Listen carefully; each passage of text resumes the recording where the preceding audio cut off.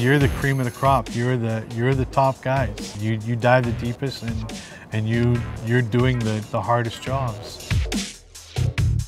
Anything over 165 feet, that's considered mixed gas, so it will have to be done by saturation. I've known companies have done over 1,000-foot sats. My deepest was 621 feet. I came to school here at Divers Institute of Technology, and then further my career as a sat diver in Tasmania, Australia for my sat ticket. You're living in a small chamber, pressurized to the storage depth of where you're actually working.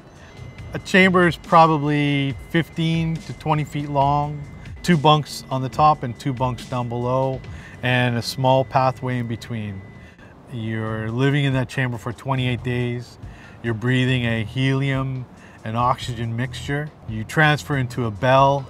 That bell locks off to the saturation system, and then the bell takes you down to the job.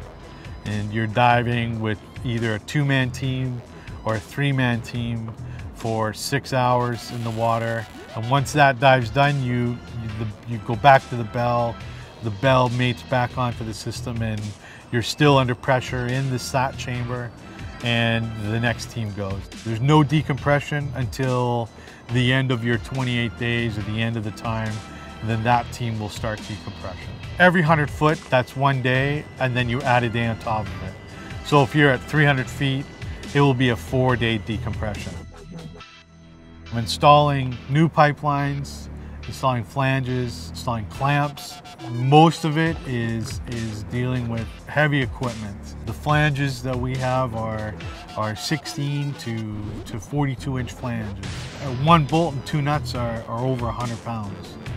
So you're using lift bags or a buoyancy aid to help you move just the bolts, and there's 28 or 30 bolts per flange. We just did the first hot taps in Indian waters. There's actually a live oil line on the bottom of the seabed, and you're actually drilling into this live hot line and changing the direction of flow of oil. The visibility was amazing. You could see the bottom of the ship. Most of the time you have no visibility, and you're up to your knees in mud. You're looking for something you can't see until you run into it. When you drop out and into the unknown, and you know that I could be the first guy that's actually stood here, you're in a different world.